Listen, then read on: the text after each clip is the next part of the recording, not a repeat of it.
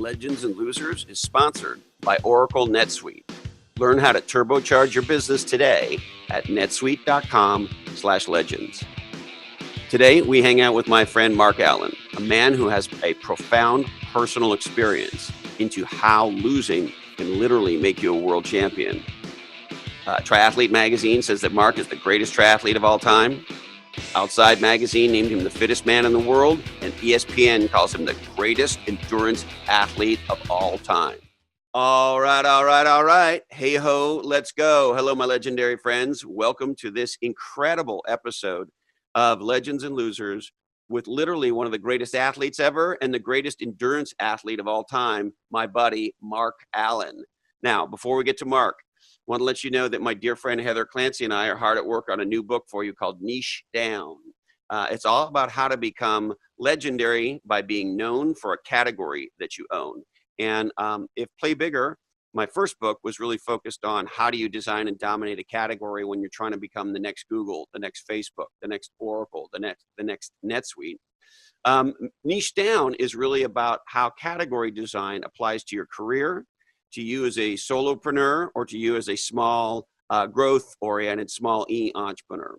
Now, if you would like a teaser, the kind of an overview, a hint as to what's coming about Niche Down, we would like you to write a review of Legends and Losers wherever you experience podcasts, iTunes or Google Play or YouTube or wherever it is. Write us a review. Send us a copy of that review at blackhole@legendsandlosers.com, and we will send you a free preview of Niche Down that's coming out later this year. Now, as you heard off the top, we are super proud to be sponsored by our good friends at NetSuite.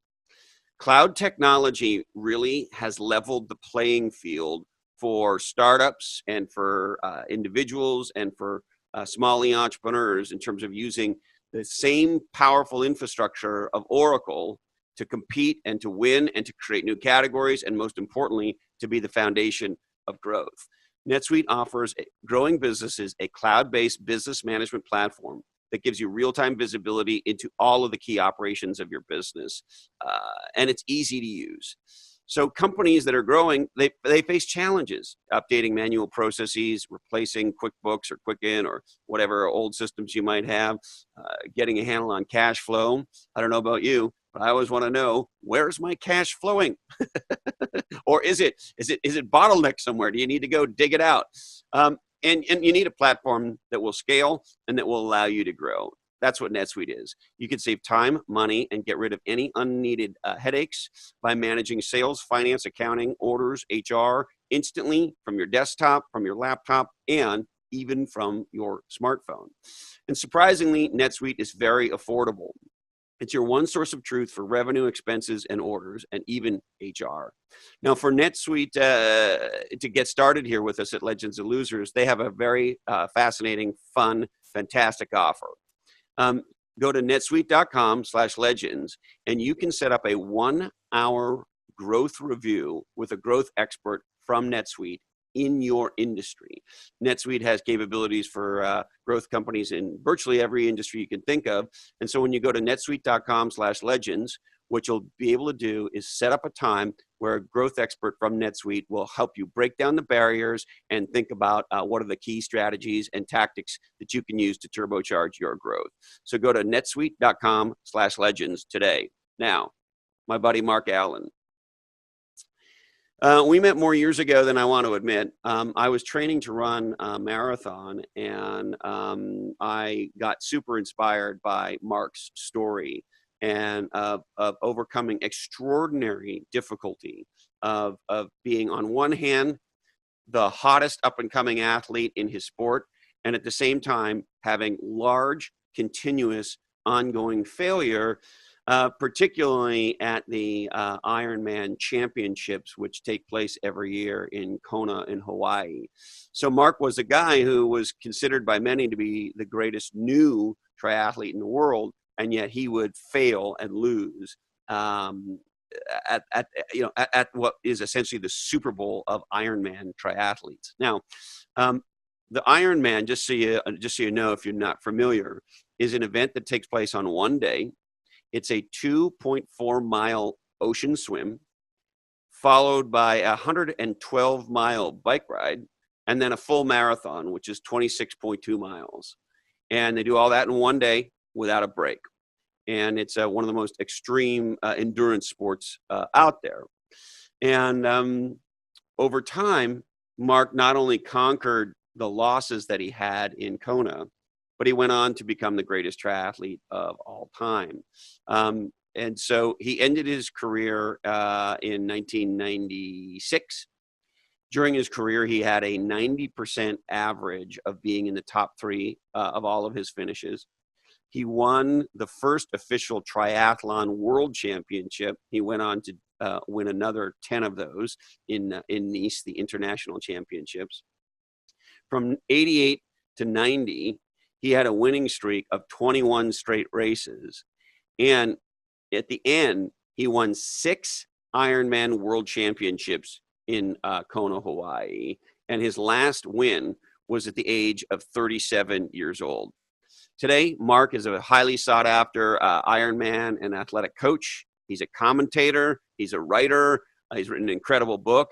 And he is a most legendary speaker. That's where I actually first met Mark Allen. I hired him to come speak for us back in the day at Mercury. And I'm telling you, if you want somebody to fire up your audience, fire up your company, Mark, more than most amazing, accomplished athletes, is able in a speech to not only tell you his story, but connect his story to your life. And you're going to hear him do that today in the most inspiring way. So here he is, the man ESPN calls the greatest endurance athlete of all time, Mark Allen, on Legends and Losers. You know, a couple of years ago, actually it was 2012, ESPN was they wanted to do a poll to figure out who was the greatest athlete of all time. And so they had, I think, 8 or 10 different categories of athlete that they would put people in and then eliminate. And so they had, greatest boxer of all time, greatest, football, greatest game changer, greatest comeback. And they also had greatest endurance athlete of all time. And I got a call from a friend of mine and he said, "Hey, you're one of the 5 people who's up for greatest endurance athlete of all time." And I'm like, "What?" So I went on the website and there it was. It was, they had me, they had the guy who held the record in the marathon at the time. They had one of the greats from cross-country skiing. They had Diana Nyad in there. Mm. They had the woman who had won the Badwater running race overall. Anyway, wow. So it was a worldwide vote. I was chosen greatest endurance athlete of all time. I beat all those folks. So anyway, each one of the categories had 5 people in it. They got eliminated to 1. So there was the winner in each one of those categories. And then I went to a head-to-head. And so in the first round of head-to-head... What do you mean head-to-head for best athlete in the world? Yeah, so it would be like Mark Allen against whoever won in another category. In basketball or whatever. Yeah, so it was like an elimination thing. Yeah. And in that elimination, they had algorithms based on... So it wasn't an emotional vote. It was more like, was this person fast? Did they have endurance? Did they have strength? Did they have skill? It's all these things. So anyway, here I am. I found out I was voted greatest endurance athlete of all time. Thankfully, Lance Armstrong had gone on Oprah a few months before that, so he wasn't in the running. Right? He maybe helped out a little bit. Yeah, he was not on the vote. So anyway, I was matched up against Muhammad Ali, and so I'm thinking, I don't care what people think. I should not win against Muhammad Ali. All right. I've done some things in my sport, but he's like bigger than life. And he won, on that match. Yeah.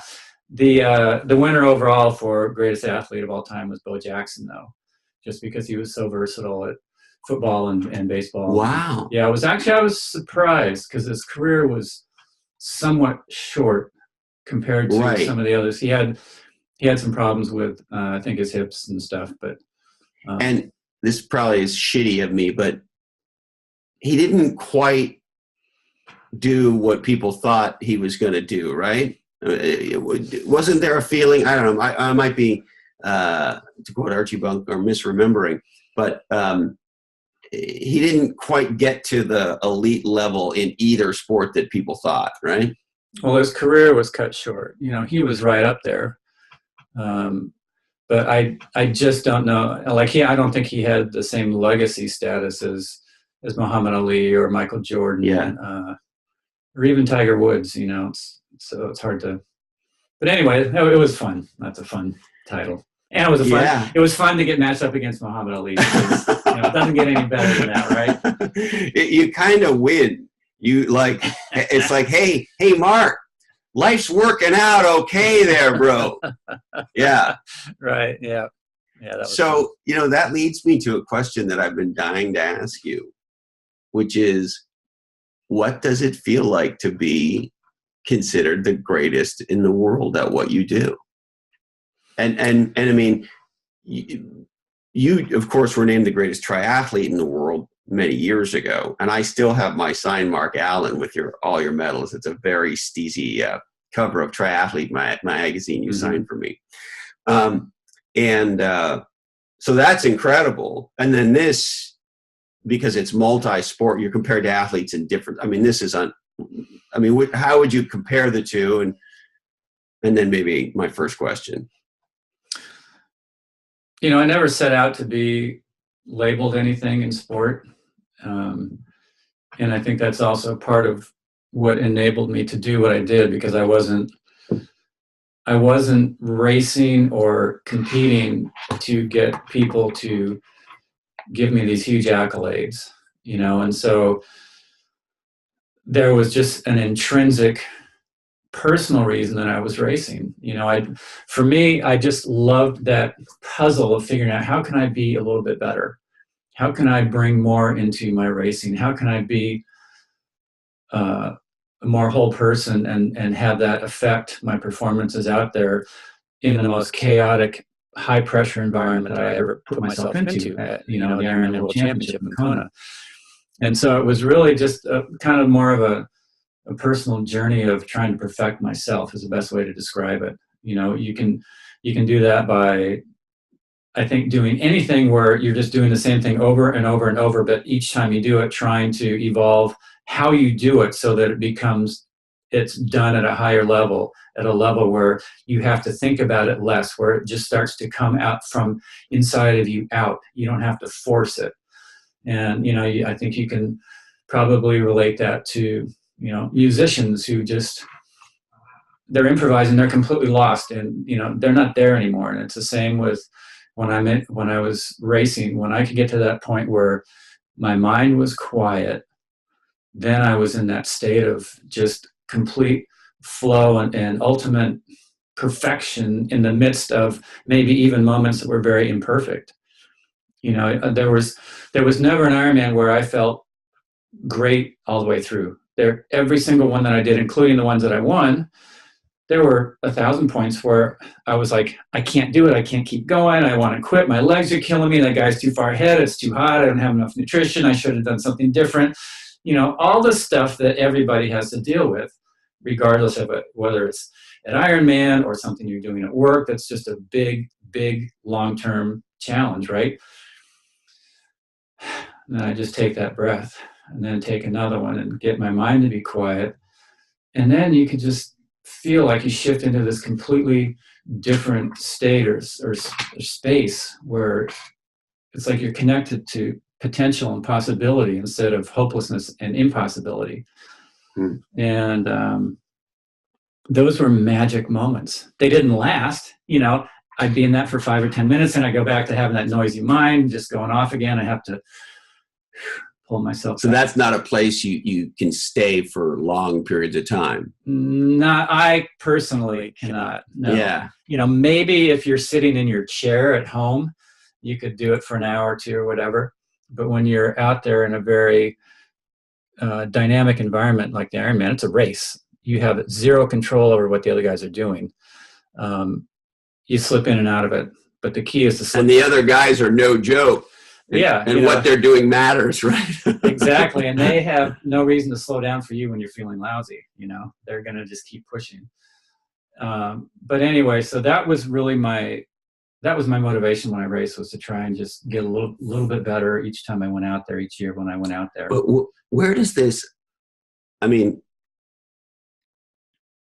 there aren't athletes at a higher more elite level than you on planet Earth. Outside Magazine said you were the fittest man on Earth, if I remember correctly, right?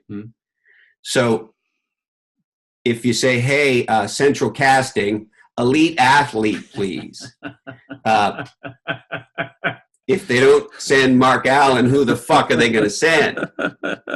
Right? And so with that said, where does that drive to be literally the greatest in the world? Where does that even, I mean, I understand everything you just said about getting better and all that. And I even understand about that place where you can get your mind to shut the fuck up for a little while and just be in the zen of it. It's really awesome, right? It's like a great wave. It's almost always like that.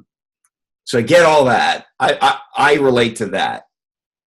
The part that's highly unusual, Mr. Allen, is, and ta-da, I'm the greatest athlete in the world. Where does that drive to be the greatest endurance athlete in the world come from? Well, what you're trying to figure out is maybe you can do the exact same process that I do, but you don't end up as the world's best. But that doesn't mean that it's any different, you know? So as an example, you know, I was one of the best at triathlon, clearly, you know. No, Mark. All right, so, well, whatever. When Triathlete Mag, look, it's like Wayne Gretzky. You know how you know Wayne Gretzky's the greatest hockey player ever? Yeah. His fucking nickname is the Great One. That's his nickname. It was his nickname for a very long time. So he gets to say he's the Great One because that's what everybody fucking calls him. He's the greatest ever. And I know you're a very sweet guy and you're incredibly modest. When Triathlete Magazine, who one would expect is an authority on triathletes, and not just Ironman triathletes, triathletes, right? Puts you on the cover with that sexy photo and all those incredible Ironmans, and then the title above your head says, the greatest triathlete of all time. You're the greatest triathlete of all time. Continue. Well, it relates to this quote that I read just a little while ago. That said, "How you do anything is how you do everything." You know, and so if you think about it, as an example, for me in a very different sport, surfing, right? I will never be the same. I will never be the world's best surfer. However, the way I approach it is pretty much the same as how I approach triathlon. In that, you know, I try to work on just getting more flow and getting a little bit better at each of the different elements that go into that, you know, the takeoff, the bottom turn, coming off the top, getting barreled, coming out, doing a cutback, whatever it is. And you're working on that stuff. You're thinking about that. Yeah, I'm thinking about that. You're doing stuff on land to improve your ability with that stuff. Yeah, all of those things. I work on land with stuff. I work in the water, trying to improve each of those. And it started actually. Do you have a coach? No, I'm like the greatest self-coach person in the universe, you know? And so, like, you know, a number of years ago, I had been out in the water a lot, and I just realized that most of the guys I'm with aren't getting any better. And it's like, we're out here all the time. Why aren't we getting better? And so I started looking at video of the best and seeing what they're doing and figuring out what I'm not doing compared to what they're doing. And then I just started working on one thing at a time. Bottom turn, bottom turn, bottom turn. Off the top, off the top, off the top, off the top. And it took me about 2 years of working on all of these different things until each one started to just come. And then one day I was out there and I strung all of the little things together. I'm like, what? I wasn't even thinking, and it all worked? No, that was a freak. And then the next wave was the same thing. And that's how I approached triathlon. You know, I was just working on a few things each year to try and get better. And it just so happened that I have the natural toolbox to take that and take it to the level that I did. Of course, it was a profession, so I was putting a lot of energy into it. But it wasn't like just because I set out to be really good that was going to take me to the top. It just kind of happened in a sense that like I said, you need a certain amount of genetics. You need to be, no matter what it is you're doing, you have to be kind of hardwired to work within that environment. It has to be your environment. So there's no way I would ever be the world's best surfer. There's no way I'd ever be a great football player, basketball player, golfer, none of that. But when it came to swimming, cycling, and running, I have a very good cardiovascular system. Obviously, I've got skinny ankles. So, it's important to have skinny ankles if you're going to run fast over a marathon. You got big, thick ankles, it's too much weight. It's like a horse. All their mass is up in their butt, right? There's no mass on the end of that horse's foot. That's why they can run. Wow, you just explained something to me I haven't known for 49 years about why, or it's one of the reasons I suck at running. Yeah, and so... Yeah, big fucking ankles. Now, but I will say for the record, not cankles. Okay. I have actual ankles. Yeah, actual ankles, not cankles. I haven't gotten into that zone. So, yeah, just like there's been a lot of discussion about a guy like Michael Phelps and how his body is perfectly tuned. Exactly. And people say the same thing about Kelly Slater, and they say he's double jointed, but I don't really know what that means. But you hear the same thing about him, how his body is perfectly tuned to the sport. You think there's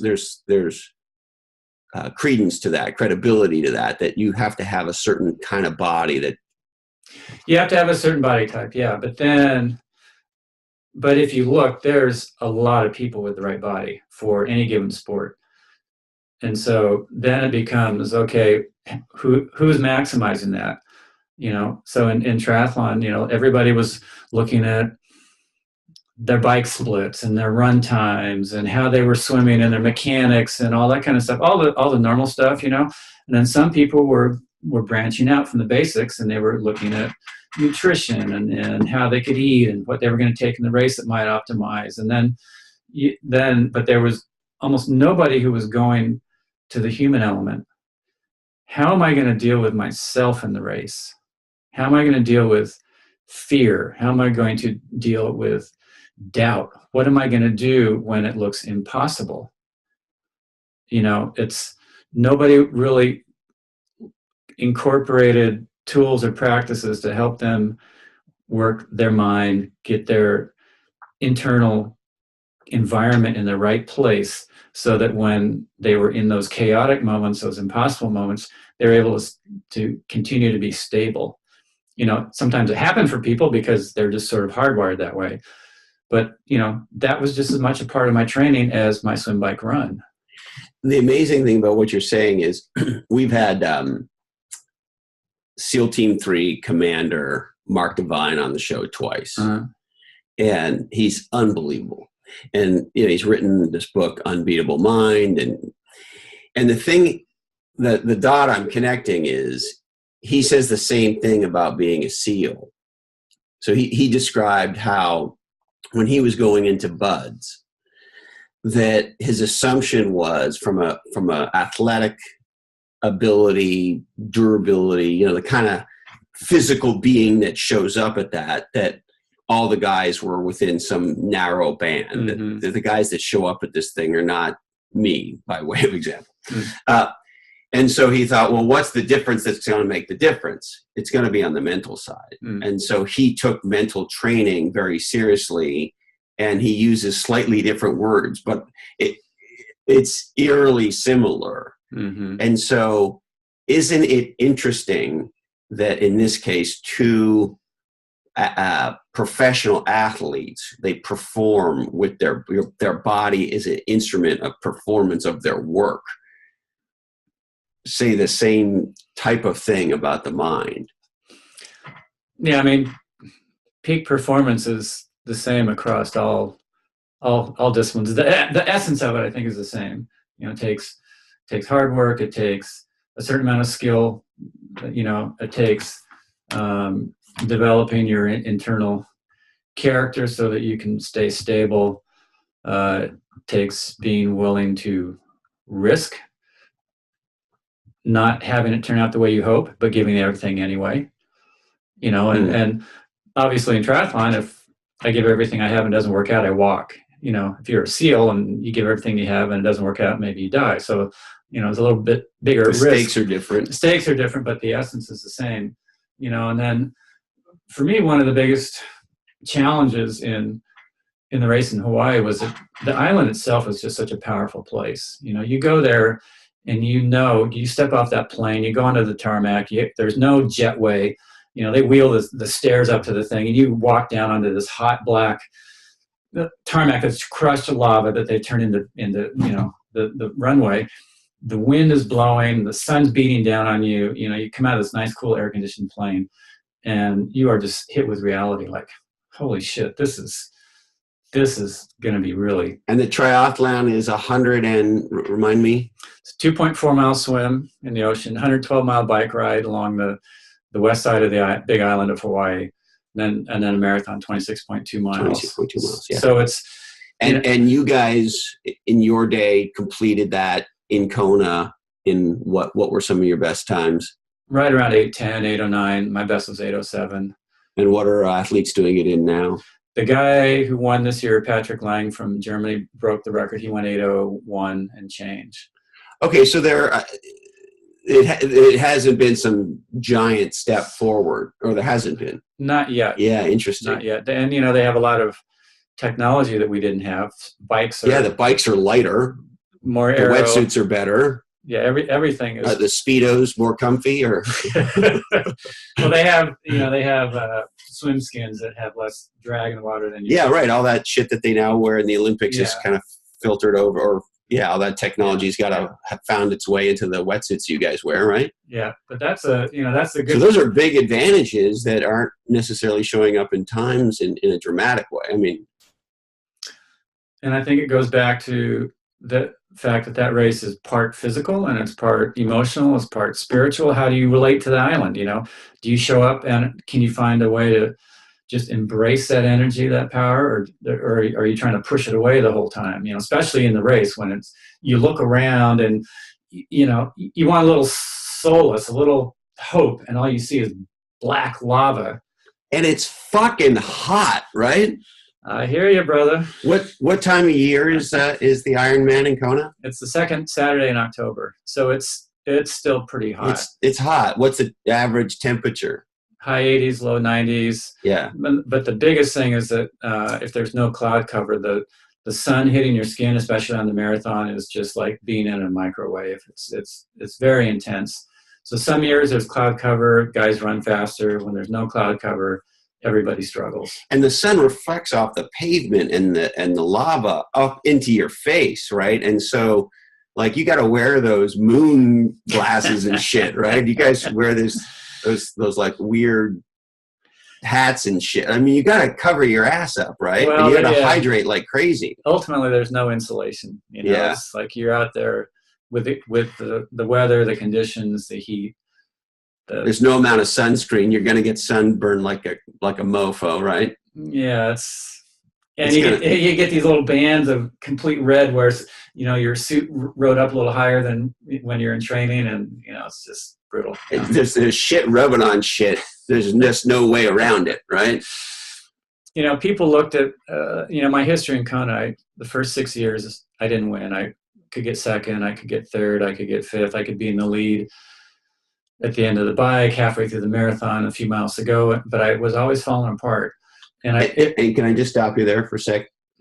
So, I fell in love with you in the late 90s. I had started running, and as you could tell, I have the perfect runner's body. Yeah, Boston's in your future. What a fucking dumb idea. I don't know why, but I got hooked on running for a few years. Anyway, and decided to run a marathon. And I don't know where I found, or maybe somebody gave me a copy of Triathlete magazine. And I had no intention of doing a triathlon. I had zero interest then, and I have zero interest now. Anyway, but I picked the thing up, and there was a story about you in it.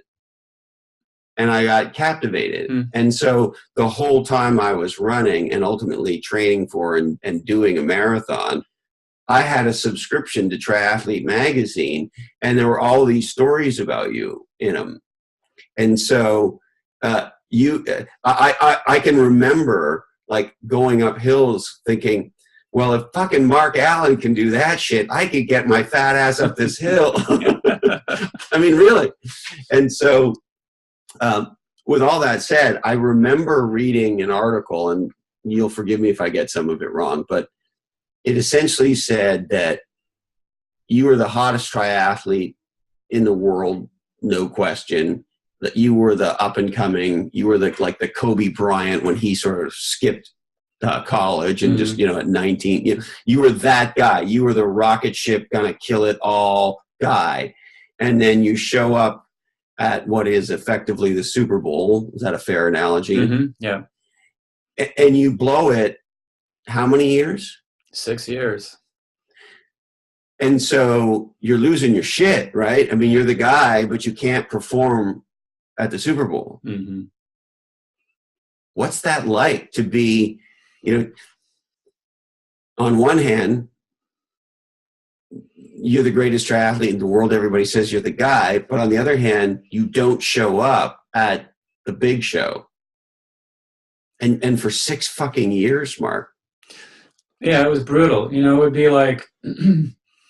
would be like a team making it to the Super Bowl 6 years in a row and losing every time to different teams. Maybe they have the best record in the season, and then they get to the Super Bowl and they lose 6 years in a row. People would look at them like losers, losers.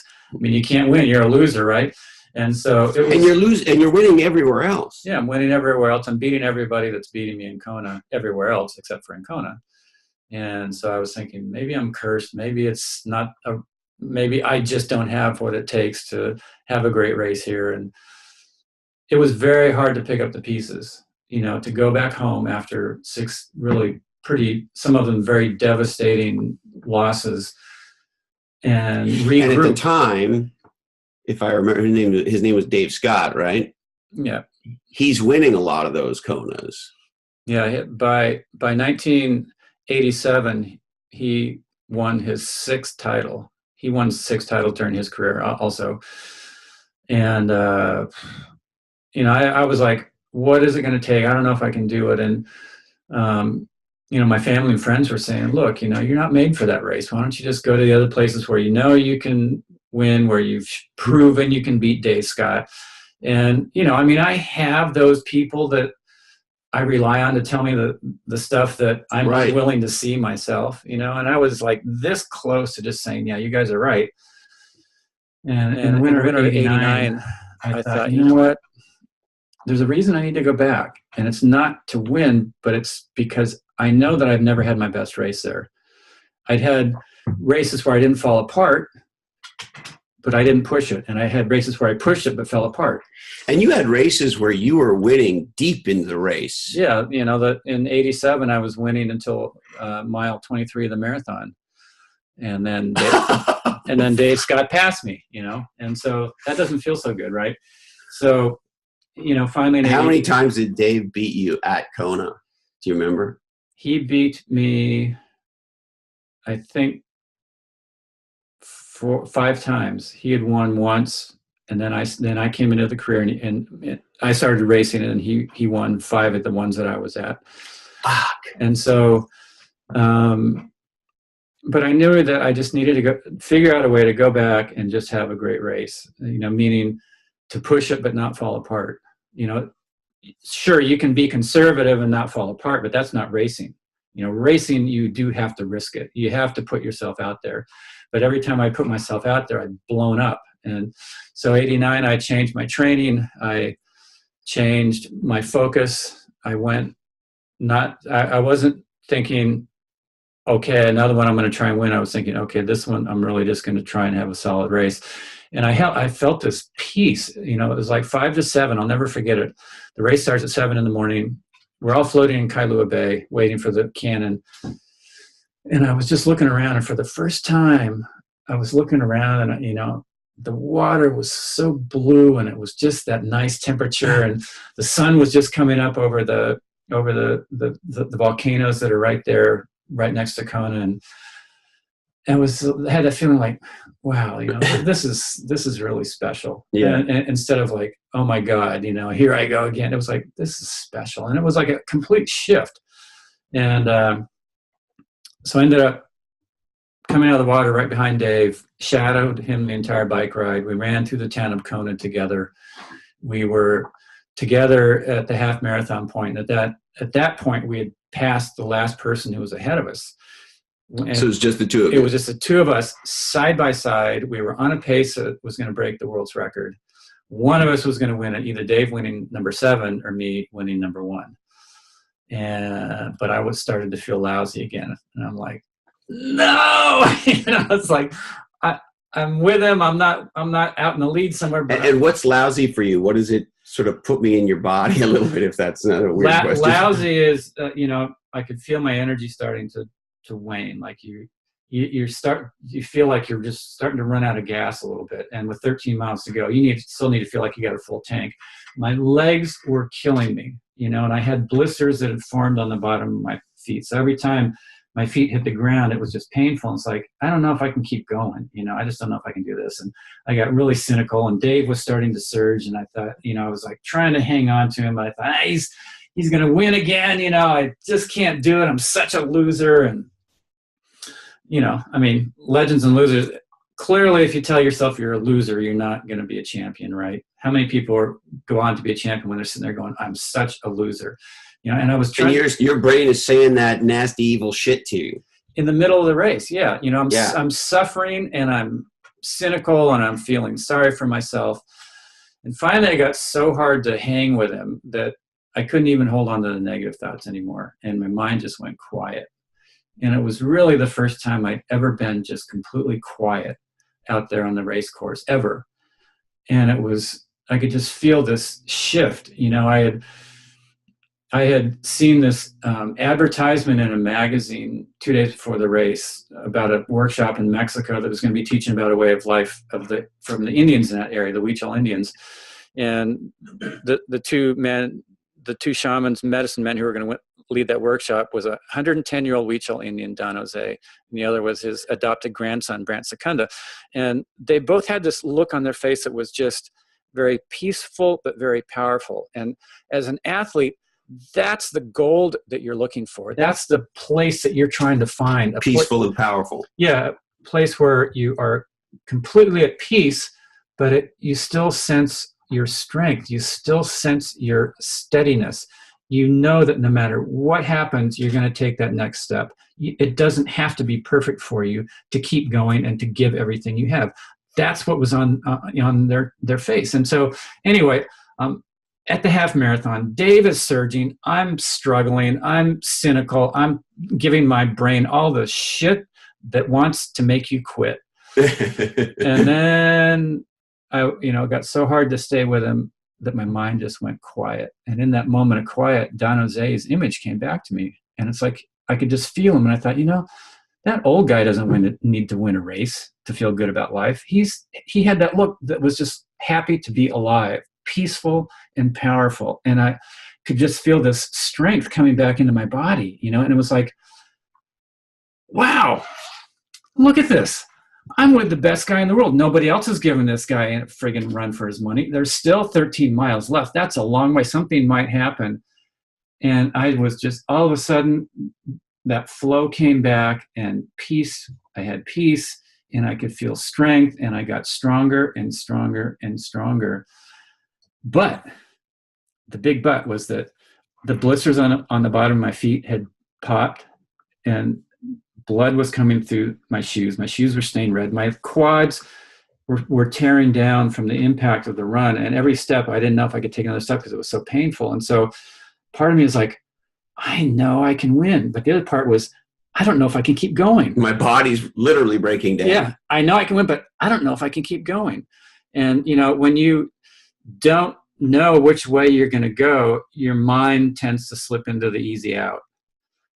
But the moment you shut the door and lock it and say, no matter what, I'm going to keep going, all of a sudden your mind comes back up into full force and everything starts to work. So you didn't say, I'm going to beat Dave. You said, no matter what, I'm going to keep going. Yeah.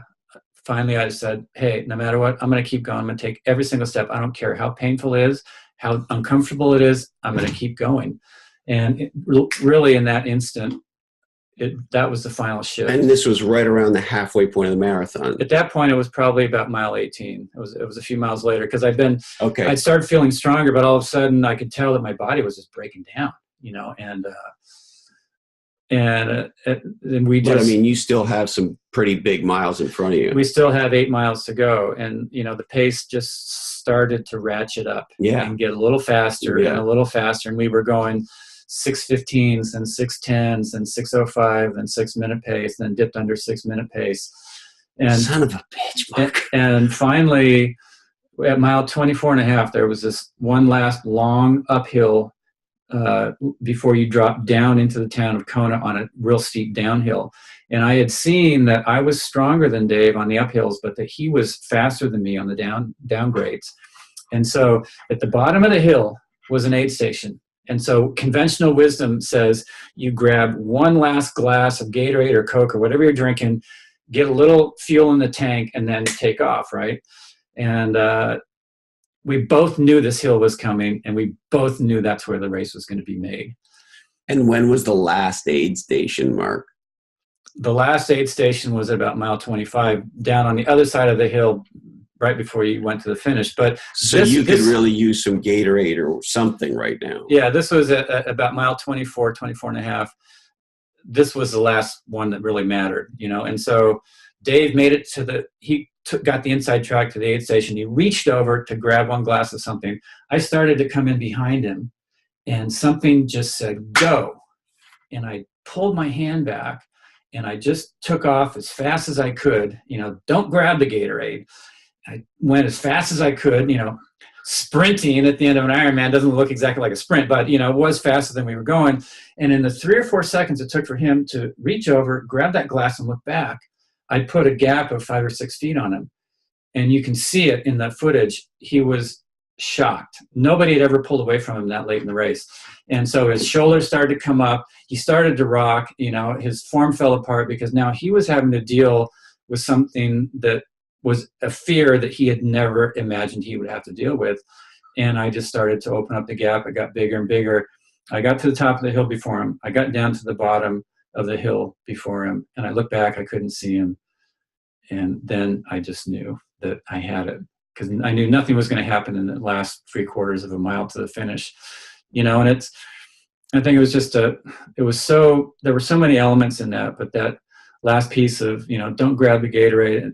I think about that a lot of, your competition's going one direction and you might have to go completely the other in a different way that's completely illogical. Logic says you get it, you fuel up, and then you go. But that wouldn't have gotten me the win. The other thing I love about what you're saying, well, first, I love everything about what you're saying, but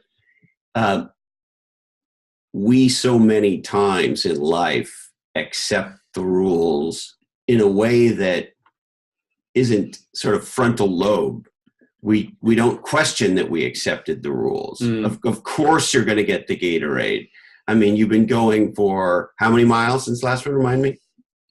Yeah, at that point, you've swam 2.4, you've biked 112, right, and you've run 24 miles. And it's been miles since the last aid station, and you still have a couple miles to go. Yeah. I mean, you need some juice. Yeah. It's fucking hot out. It's 80 plus, is it 90 degrees? Yeah, it's in the 90s, and your body's depleted. You're at the very end of the race, all your reserves are gone. So you're surviving aid station to aid station. Yeah. And do you have, you see endurance runners with like these belts or camel. Well, this was pre-Camelback, right? Yeah, I didn't have a Camelback. Yeah. You didn't have there was no cliff something. There was no nothing, right? There was none of that stuff. And, it was very counterintuitive. Let me put it that way. And it was not a strategy that I could have thought of logically. But it just came to you in that moment. Yeah, and I think that's a real testament to that power of just being quiet. When you're fully engaged in something and your mind is quiet, then answers can come that you would have never been able to think of on your own. That's like Einstein said, some of his greatest insights came when he was riding a bicycle, because he wasn't at the chalkboard. He was just calm. And they've actually shown that when you're daydreaming, that's when your creative problem solving part of your brain is working at its peak. It's not when you're focused on the problem. It's when you're sort of just daydreaming and letting your mind just work on it on its own. Does anybody daydream in the era of the smartphone? You know, I don't know if people let their minds be quiet anymore, because when they have downtime, they're on their phone, they're looking at something, they're not just sitting there. And, you know, for me, that's one of the great things when I'm surfing. I'm just out in the water and I'm daydreaming. I don't have a device in my hand that's occupying my brain.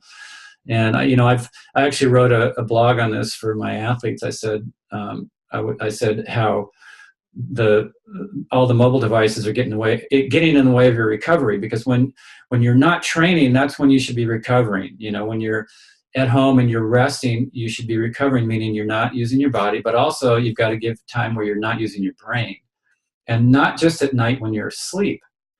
I think we don't recover completely unless we have time also in the day where we're not using our brain, where we're just daydreaming or just taking it easy. You know, if you look at traditional cultures, they're not occupied with busy stuff from sunrise to sunset. They work hard, they do physical labor, they go to their cornfields, they come back, they hang out and they watch the sunset. You know, they stand by the fire, they laugh, they joke, they relax, they let their mind be quiet. And I think that's such a powerful tool for not only recovery as an athlete, but gaining insight into questions you have, coming up with solutions that you never could have logically, tuning into nature. You know, you have your amazing yard here with nature going on. It's growing right there. You know, you go out every day. You're not on your phone when you're working with your flowers and your vegetables and your chickens. No, you know, it's real life. And surfing, like I noticed, I don't know if you feel this way, but I surf today, and it really struck me how much not surfing I've been doing. And I thought, that's not healthy. I get grumpier faster when I'm not surfing. Mm-hmm. Yeah, surfing is it's kind of my day-to-day stress relief, my time in nature, my time to daydream. It's physical, it's aerobic, it's moving in every direction. It's multifaceted for me. And it's time hanging out with guys that I know, and you know, there's a lot wrapped into that. Yeah, that's another part of surfing, right? It's when you're swimming, not so much on the old ladies catching up over tea, right? Right, yeah. But there's got to be some lulls in between sets, at least most of the time. And sometimes they're really long. And so Ernie and Bert can get caught up on a whole bunch of shit, right? Yeah, it's great. And I remember you saying to me a little while ago that you don't really do much triathlete. You don't do triathletes. Do you run? Where are you with the three sports? I don't really swim anymore. I always swim in Kailua Bay when I go to the Ironman every October, because swimming in the ocean there is so special. I don't really bike. I run though for conditioning, because there's nothing like running for me as far as, 30 minutes and you can get a great workout in. And I do some functional strength work to maintain just integrity of all the joints and tendons and ligaments and all that kind of stuff. But my main go-to is surfing most days. And it works real well. I feel really vital and healthy and strong from doing that combo. If any one of those three is missing, then something gets off, and so that's kind of what I do. I coach athletes. I'm at races a lot. I'm around the sport and involved with the sport, but I don't. And you're a commentator. I work with NBC on race day. They don't actually have me on camera because they got to pay double the rate. It's a SAG thing, but anyway, they have me with the producer all day at the lead of the race, and we're writing down notes on what's happening, and then we feed that to Al Tratwood, who narrates the show, so that he has context, because he's on the footage, he's just seeing people swimming, biking, and running, and so he can take a time and go, okay, what was happening at this mile? We look at our notes and add a little more, like he was right there. Yeah. Yeah. Because he isn't the greatest triathlete of all time. Al is classic. He's a great guy. He's huge. First of all, he's 6 something. He's tall. They used to have me do commentary, and then I'd go back to New York and do some of the voiceover. Yeah. And the best was a couple of years, they had Al and me and Phil Liggett. And so we were all there. It was a cast of characters for sure. And so what percentage of your time today, Mark, is coaching triathletes? Coaching is sort of my day-to-day work, if you want to call it work. Just servicing the athletes. All of my coaching is online, so it doesn't matter where they are, right? Doesn't matter where they are. I assume most of them are not in Santa Cruz. No, I don't have any groups that I train in person. It's all training programs that are provided to them online through a software that was programmed to help me to do that. So it takes all the hard work out of coaching, which is putting the swim, bike, run workouts together. So anyway, I answer emails. I give my athletes that kind of support. That's my day to day. And then, as I mentioned, Brant and I teach fit soul, fit body workshops, different places throughout the year. We have one actually at the new 1440 Multiversity, May 4th through 6th. And so we're excited about that because we haven't been up there, but his son has been there. Where is that? It's in Scotts Valley. It's called 1440 Multiversity. I don't know this. You should check it out. It's supposed to be like first class retreat center. They have all sorts of programs. They're courting a lot of the Silicon Valley companies to come over and do conferences over there. And it's supposed to be spectacular. Oh, cool. Yeah. So we'll be there May 4th through 6th. And then we also... And will that be mostly for triathletes, or is it really, or is it for any kind of athlete? It's for anybody. Our book is called Fit Soul, Fit Body, 9 Keys to a Healthier, Happier You. And we wrote it with the intent of having it be something that anybody would be able to get something out of it. Whether you're an athlete, whether you're trying to lose weight, whether you are trying to just improve your outlook on life, to center yourself, to let go of negative patterns. It really just embodies what we are as people. And it's ultimately we're all the same. If you look at our DNA, we're 99.5% the same. So if you took my DNA and yours and put it under the microscope, you'd have a hard time figuring out who was who. We look way different in person. Yeah, that 0.5%, boy. Your ankles and my ankles. But I think that's an interesting concept, because even though 99.5% of our DNA is exactly the same in every single person on the planet, obviously we look different, we sound different, we respond to life differently. And so it's like, which part of your DNA are you going to activate? We have all these little places that we activate over our lifetime. So are you going to activate the part of your DNA that is obsessive, or are you going to activate the part of your DNA that is balanced? Are you going to activate the part of your DNA that is active and physical, or are you going to activate the part of your DNA that deals with a sedentary lifestyle? Or, a musician, obviously, they activate the part of their DNA that works with music and sound and putting that all together. And an artist does it with their painting or their drawing, their sculpting. And me as an athlete, I activated a lot of that physical capacity that all of our DNA has, and over a whole lifetime. I was a swimmer from the time I was 10 through 22. So I had 12 years as a swimmer, and then I was a triathlete for 15 years. So I have 27 years of really building that physical part of my body.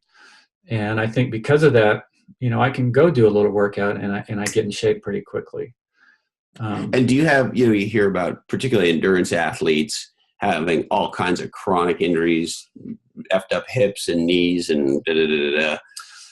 Most triathletes don't have any of those things. And part of it is because we do 3 sports. Yeah. And each of those sports works a different part of your body. So you're never just doing one thing over and over and over that can create imbalance. Like runners, they're using the backs of their legs more. Cyclists are using the quads more. But as a triathlete, you're working front and back of your legs. And then swimming takes so much of the stress out of your body from the leg work that you do. And so most triathletes don't end up with long-term physical injuries like that. The one thing that research is kind of showing, though, is if you're doing endurance athletics and you're really pushing it for years and years and years, it can take a toll on your cardiovascular system. You can get calcification in the heart and different things like that. So it's like anything, a little is good, too much is too much. Yeah. And so you do a lot of coaching, and I know you're incredible on stage. Are you still doing much of it? Do you want to do more of it? How do you feel about speaking? Yeah, I love doing the corporate speaking, which, as that's how we met, right? Yeah, and you blew everybody away. Mercury Interactive. And, it was interesting because that talk for Mercury Interactive was the first talk that I had ever given to a tech company. Oh, wow. And prior to that, it was almost exclusively financial services industry. So life insurance, companies like Northwestern Mutual, investment companies. And so those audiences were people who had to be very personable. And so when I was up there for Mercury Interactive, I was giving... We weren't personable. Well, you guys were like tech, and half Israeli, right? And the other half, equally, let's just say aggressive, maybe. Yeah, and so I was up there, and I wasn't feeling the same love, Right. and I'm thinking, well, I don't know if I'm giving a good talk or a shitty talk, but I'm going to just have fun with it anyway, And so I gave the talk, and then afterwards I had so many people come up and say, that was so amazing. That's the best talk I've heard. And I realized they're just a different crew. They're not effusive like a financial services guy who's selling insurance or whatever. Right. And I actually got more referrals out of that talk than almost any other talk that I've given. Oh, that's great. I didn't know that. Yeah, it was really cool. That's awesome, Mark. Yeah. I don't know how much you want to do, but I think you should do lots, because there are not a lot of Mark Allens in the world. Yeah. I love doing the corporate talks because it's, for one, it's a finite period of time. I give the talk, and I go home. Coaching is every day, and it never lets up. I like things that have a beginning and an end to it. Yeah. But more importantly is that it's just, I love to tell the stories of Ironman, but relate them to personal challenge, and how do you set your vision, and how do you keep going when things look impossible, and once you get to that high level, how do you maintain it, how do you sustain it? Those are all things that I learned sort of by accident, in a sense, through my career, but that I really do feel apply to any endeavor. It doesn't matter. Yeah, I was blown away that because you see athletes speak, and they talk about their life as an athlete and maybe some things they've gleaned from it, but they don't often take the time to do what you did, which is actually connect it to who's in the room. Mm-hmm. And it's rare. This past summer, I saw Bill Walton. He and I spoke at an event together, and how was he? Oh my God. I have such a giant man crush on Bill Walton. He was incredible.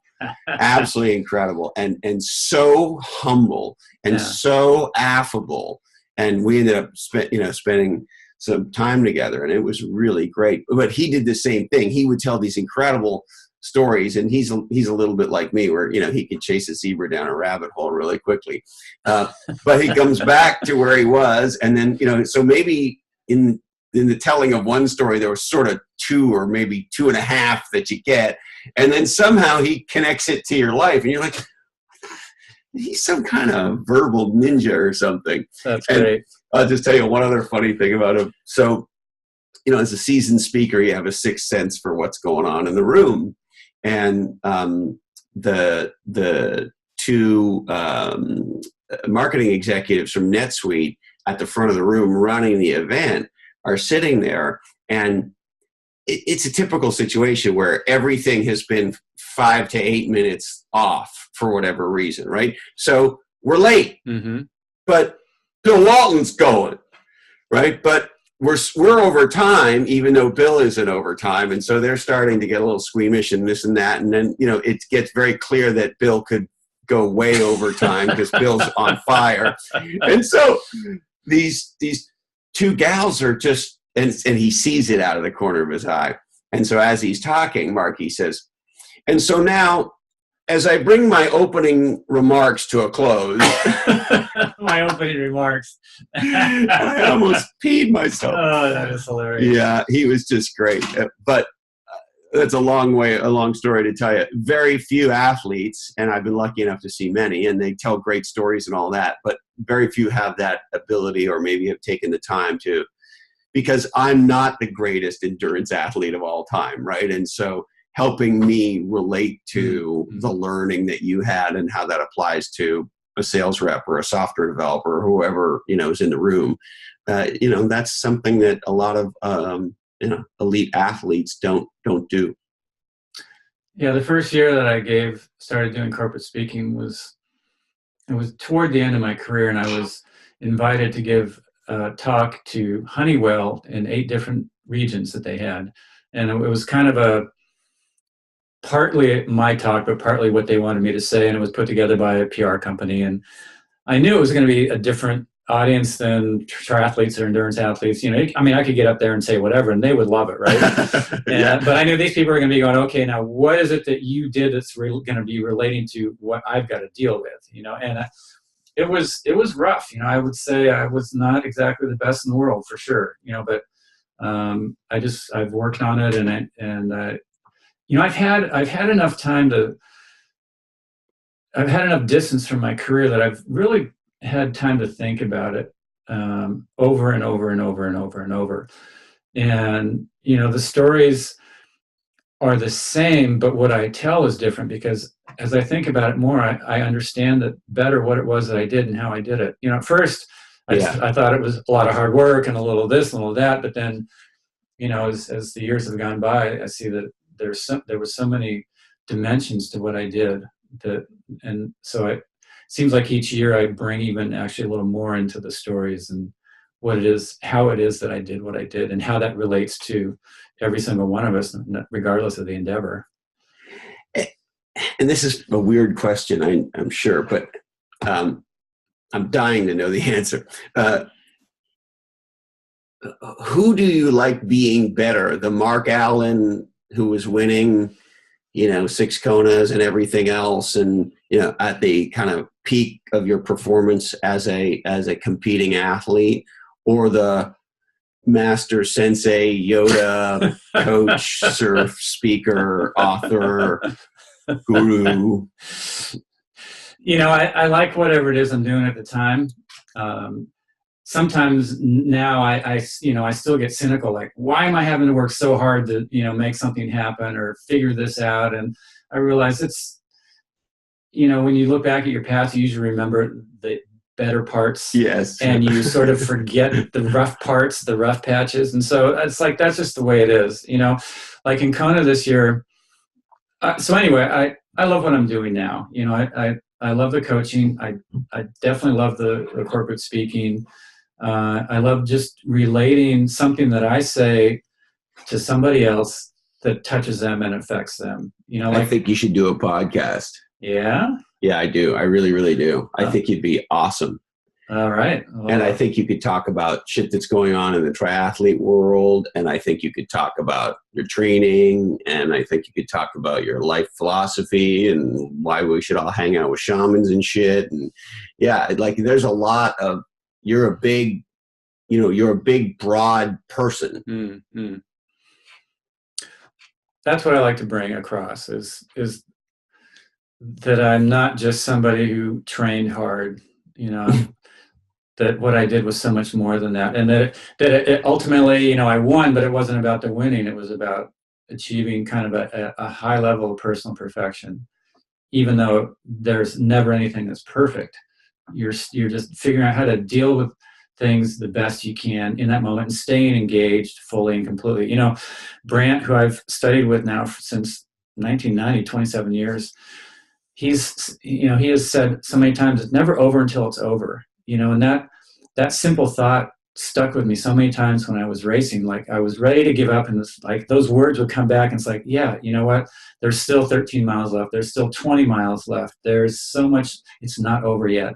And I would just take that next step and that next step. And And, I think he really helped me transition out of racing, because a lot of athletes, when they don't have those accolades, there's no purpose left in their life. It's like, what am I living for? What am I getting up for each and every day? The training's gone. I'm not going to go to some race where, the companies don't want me to endorse their products anymore. It's like, what am I doing? They had that sense.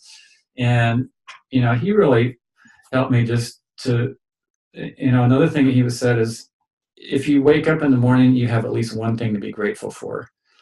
Yeah. And so, when I'm in those, so right. When I'm in those down moments, I'm thinking, wah. Yeah. Then I'll just stop and I'll say, okay, what's one thing that I'm grateful for right now in this moment? And something always comes, and then you just feel this relief. And then, he also said it, just go outside and connect with nature if you're feeling kind of rotten. So right. And go surfing, go for a hike. Yeah, right. I'll ride my bike down to the end of the street and look at the ocean for 10 minutes. And it's like, the second you go out the door, you feel better. Well, the air here is incredible. Yeah. Right? And so, these are such simple things that he taught me that really have enriched my life immensely. They're simple tools. It's just like the things I did in my training were simple. Running is very simple. You put one foot in front of the other. And you do 1 6-mile run. Well, that's great, but you do 1,000 of them, and that can change your life forever. It can improve your health, help you reduce weight, reduce your stress, and the same thing with all the tools that he teaches and through his in his workshops at Shamanism. Do together. Yeah, shamanism.com is his website, and then Fit Soul Fit Body for our website. You watch one sunrise or one sunset, you feel good, right? You go down there with your wife or your friends, and wow, cool sunset, But you do that 1,000 times with a little intent or awareness, and it can completely change how you connect with life itself, And all of a sudden, you're aware of the seasons, and you're aware of the difference in light, and you feel a part of that, and you can feel your own rhythms a little bit better and honor those instead of having to jam. When it's winter, you shut it down a little bit. Summer, you ratchet it up a little bit. Well, and that's one of the things I love about living here. I think it's certainly as beautiful in the summer and winter and like all 4 seasons. And of course, in the winter, we get surf. Yeah, I love winter here.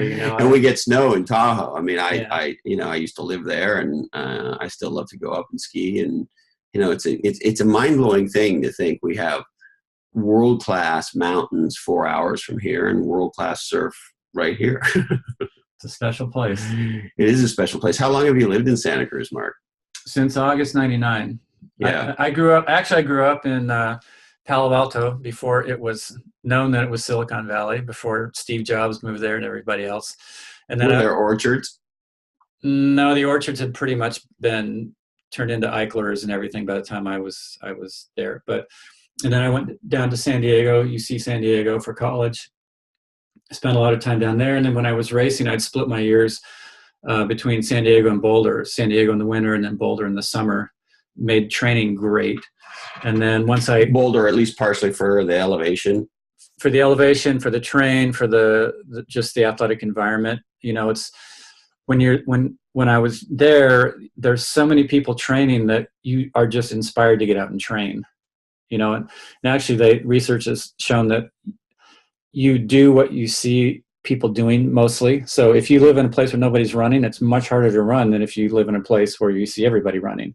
In Boulder, if you don't exercise, you feel like you need to go have therapy because everybody's training, and everybody's fit. So anyway, then I retired from competition in 96 and then moved up here in 99 and just absolutely love it. In 96, that was your last Kona, is that right? 95 was my last Kona. And then 96, I did a series of 5 short invitation-only races. It was kind of like a special series, a 1-year series. And that was my parade lap. Nobody expected me to do anything. You were just doing your victory lap. I was my victory lap, yeah.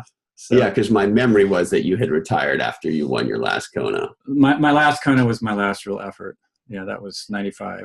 So I would love it if you took me to that race, because I have memories of reading stories in Triathlete magazine about it. And I think, I know for sure you told the Dave Scott story when you spoke for us at Mercury.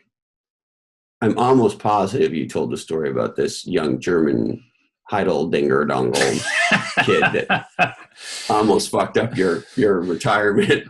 Yeah. So it's your last Kona.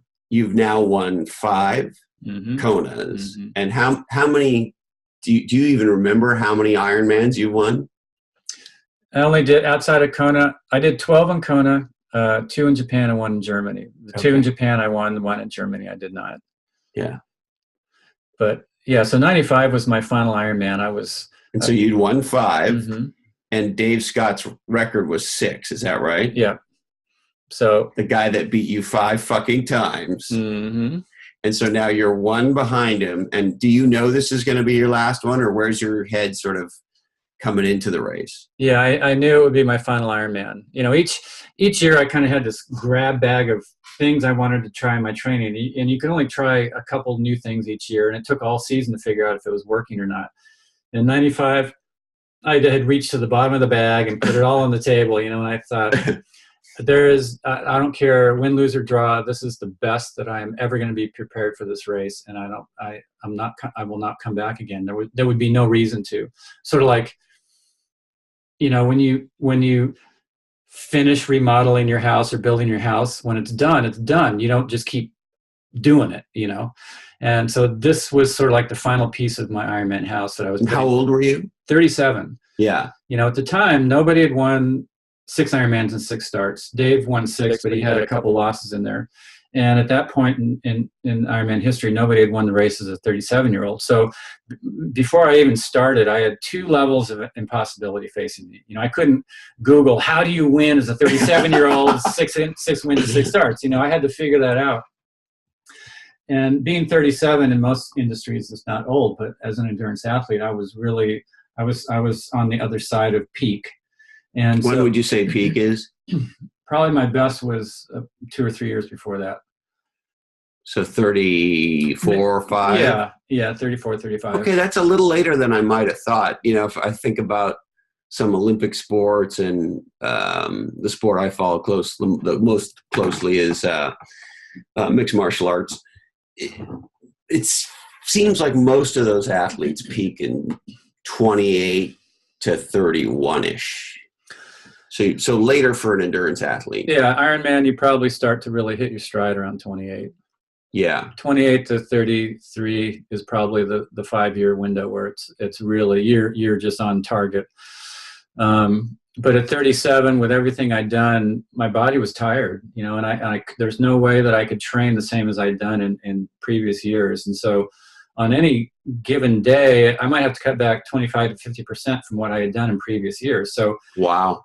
And were you doing a lot more recovery things, massage and yoga and body work and physiotherapy or whatever? Yeah, I was trying to do everything I could.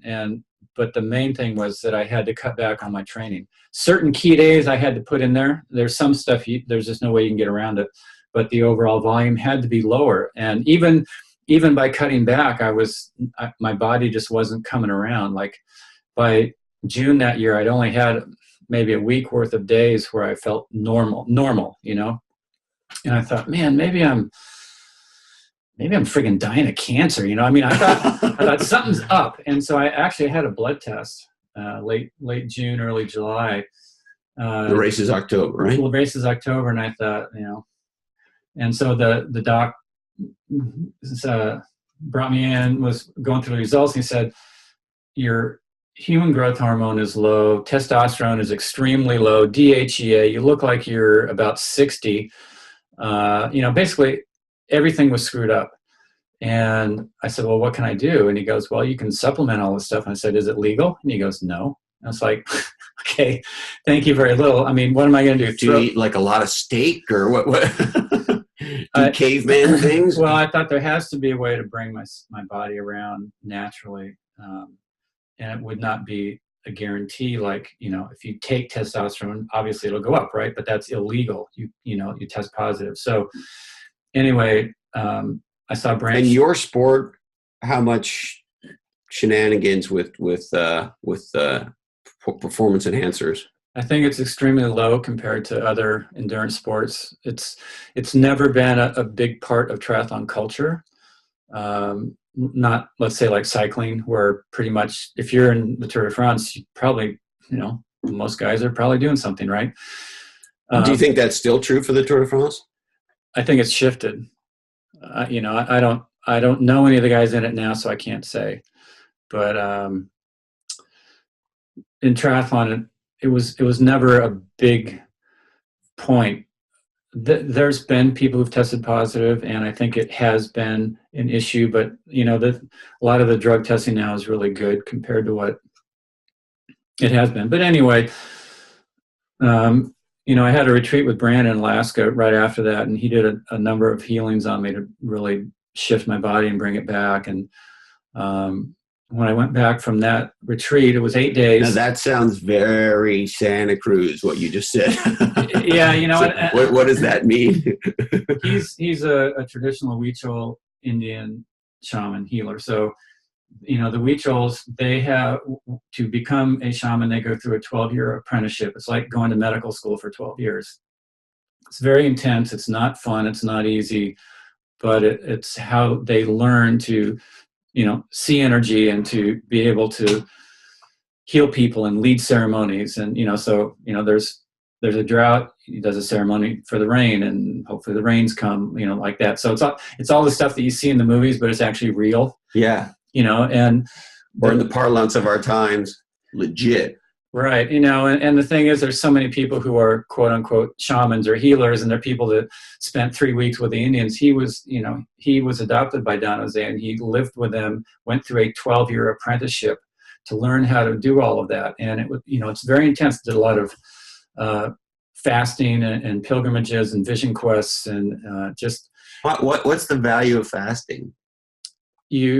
Depending on what you abstain from, it helps you to see energy, let's say, or to develop your intuition, because you can't become lighter. So, if you give up salt is part of the the energy of your body. It can help you to dream better, let's say.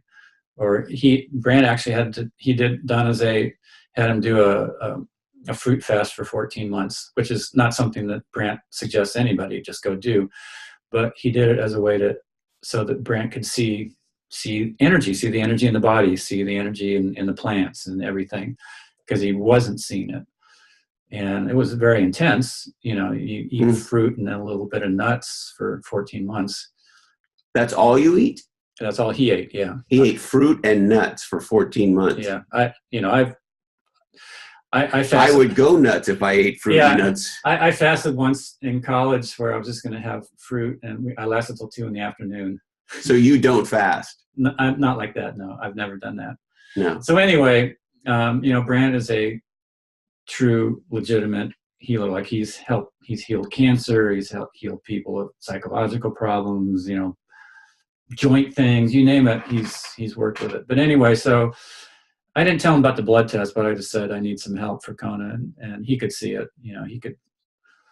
He looked at me when I first showed up in Alaska, and he goes, "Boy, you look like you need some help this year." Dragging your ass up to Alaska. Yeah, I don't know. I don't think you needed to be a shaman to see that, but he really saw it.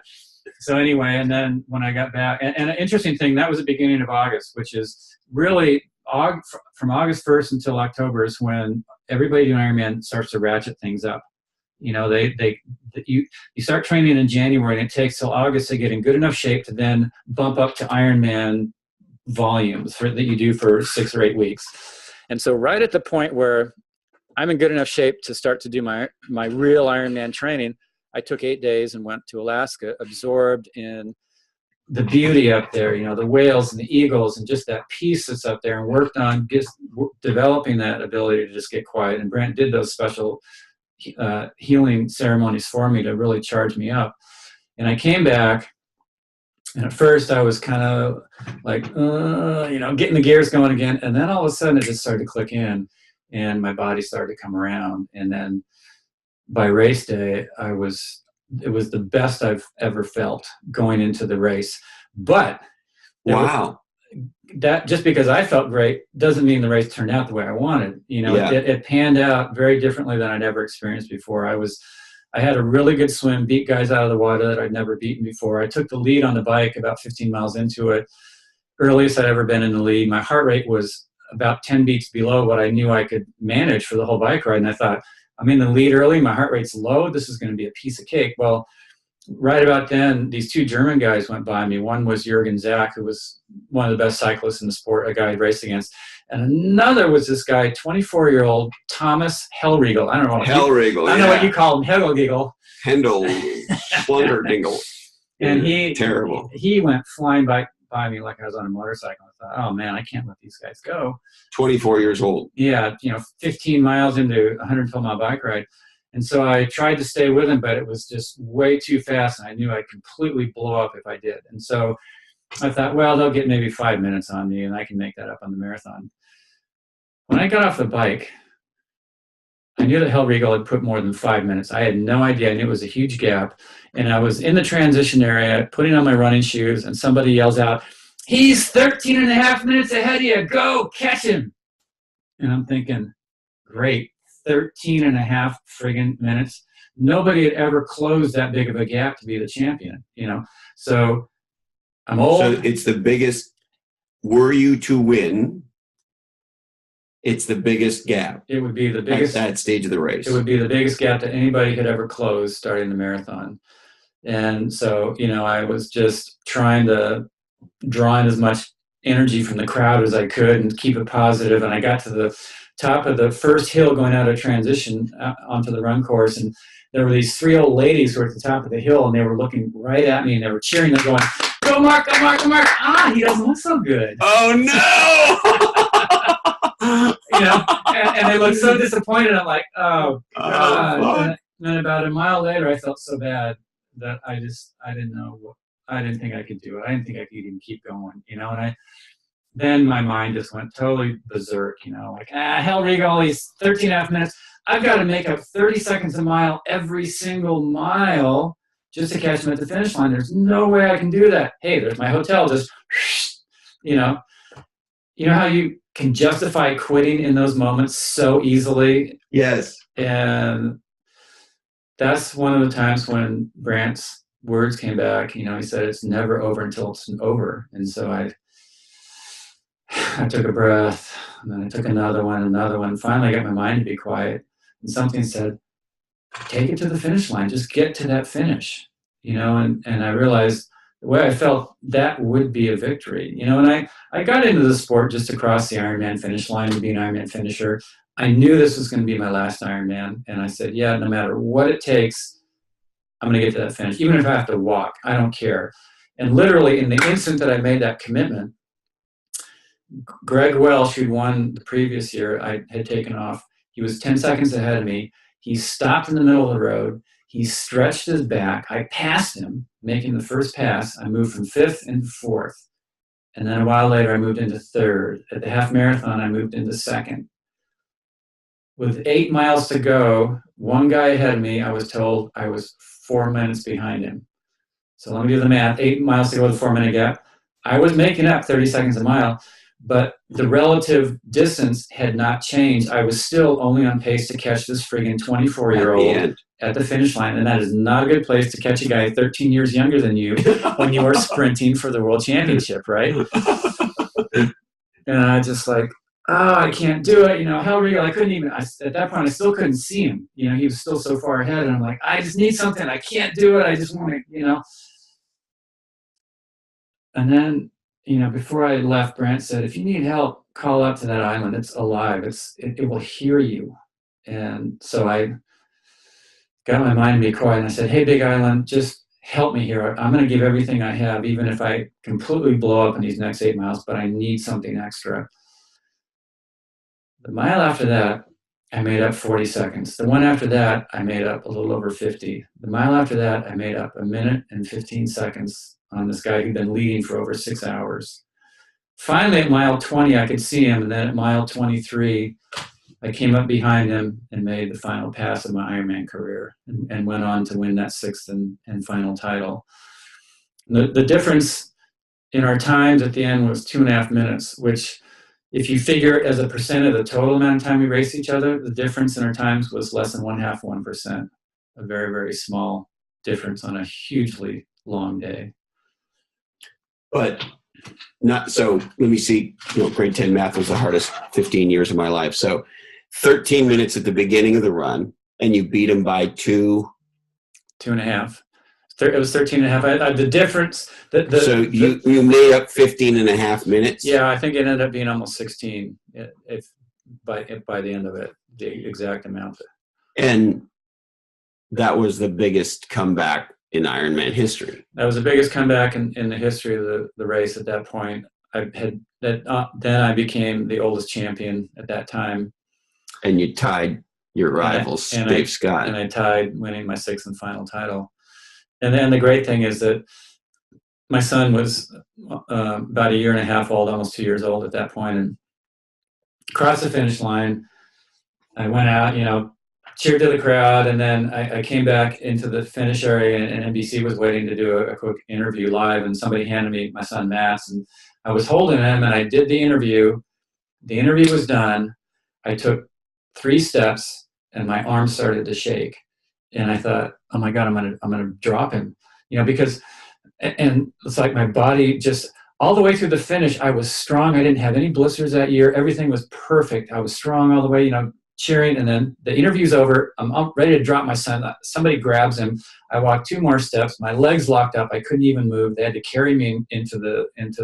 When you say locked up, what do you mean, Mark? The muscles just like locked up, like cramps. Like iron. They turned into iron rods. They wouldn't move. And it was painful as shit. Yeah, and I thought, how could I have been running at the peak of my potential 5 minutes ago, and now I can't even walk? I mean, it was just so mind-blowing. Like, this window opened up sometime Friday or Saturday, where all of a sudden I just felt amazing, through a lot of it, through that work that Grant did. And then the race was over, my job was done, and it's like, you're done, buddy. You did it. Now move on. And your body goes mental. Yeah, it was crazy. It was wild. I was so sore. How did they get the iron cramps to break? They ended up having to actually give me an IV with magnesium in it, and then all the cramps just completely went away in just a few minutes. Yeah. So wild. Talk about from legend to loser in a sec. I couldn't have beaten my 1.5-year-old at that point. He could have crawled faster than me. It's humbling, and people look at the years that I didn't win, and they see the struggle, right? They see the loser, the painful, emotional devastation in part, and they see the struggle in the race. And then they look at the years where I won, and it just looked like I was this little metronome out there, like nothing was bugging me, and it was all so cool, and it must have been great the whole way. I suffered just as much, if not more, in every one of those wins. It's just that I didn't fall apart. And I think that's a huge lesson for people to hear, because they just assume that when things turn out the way you want, that it's like smooth sailing, but it can be just as painful, and even more so, or more demanding, when you achieve those great moments than the times where you fall apart. So to not expect things to just be la la land and have it go, and when it's going right, but that it's going to be just as hard as when you were struggling. It's just that the outcome is different, and you don't look like you're struggling as much. Yeah, sometimes winning can suck. Yeah, this reminds me a little bit. We had the privilege of Eric Weinmeier on Legends and Losers, and he actually came on twice. He was the first blind man to summit Everest, and the first blind guy to solo kayak the Grand Canyon. Yeah, he's unbelievable. And so I said to him, what does it feel like to stand on top of Everest? And he sort of says, yeah, it's great, but now you need to get back down. And that's way harder than getting up. So there's this equivalent in the two comments, right? Because it's like, ta-da, I achieved this incredible goal. Oh, fuck, now I got to go down. Or ta-da, I'm the greatest triathlete of all time, and my body doesn't work anymore, and I'm in excruciating pain. Yeah. Well, that's real life, though. That's what makes a good story, And bottom line, I think, sometimes you have to decide maybe this isn't for me, or maybe whatever I'm putting this energy into is really a waste of my time. And I always try to ask people, well, is it a good story yet? Have you made it a good story? Because I think ultimately, that's interesting. If you stick with something until it's a good story, and it doesn't necessarily mean that the outcome is what you would hope for when you started, but that somehow there's a good story in there. So maybe there's this lesson that you learned that is just priceless, and it is time to move on. So who cares whether you won or lost or achieved or didn't achieve, but there's a priceless lesson that's a great story. Then it can be time to move on. So in other words, if I think about quitting whatever the thing is, what's my story now? Mm-hmm. Right? Like, what's the first thing I say to you when I bump into you on the street about this thing that I quit? Yeah. So that's an interesting way, because if the story is no good, then maybe you're not done the suffering. Right. And I didn't have those words specifically in 1989 when I was thinking, should I go back or not? But I knew there was something incomplete about it. I hadn't had a good race there. And so looking back, I can put it in a very simple terms. It wasn't a good story yet. I hadn't written that final chapter, and the final chapter ended up being 6 years. Right. A 6-year run that I could have never imagined. But had I stopped and never gone back after my 6th Ironman, it wouldn't have been a good story. It would have just been 6 losses. Certainly there would have been some lessons learned, but ultimately I didn't really understand what those lessons were until I started winning, because so much of what I had to go through to keep going in those very deep down moments was the real gold that enabled me to keep going in the big races when I was, instead of 100%, maybe I'm 80%. Oh yeah, 80%, that's still pretty good. Keep going. And you were 6-6? Yeah. 6 losses, 6 wins. Yeah. That's a dirty dozen, huh? It's so fucking great. Like, everything about it is great. Yeah, I love that number 6. I love that number 12. Huh? Do you have a tattoo of either or both of those numbers on you somewhere? My skin is a virgin, sir. Wow. Don't you think? I mean, I got a lot of tattoos, but don't you think at least like a little something on your calf, or just like somewhere the number 6 or maybe the number 12, whichever you prefer? I think that whole experience is tattooed on my soul somehow. Yeah, no doubt. No doubt. Yeah. So amazing. So, what are you excited about in the future as you kind of enjoy being Mark Allen now and look forward? I just love doing the things that I am, the coaching, speaking, the workshops. I love writing. I love getting out there. Yeah, we could have some more books.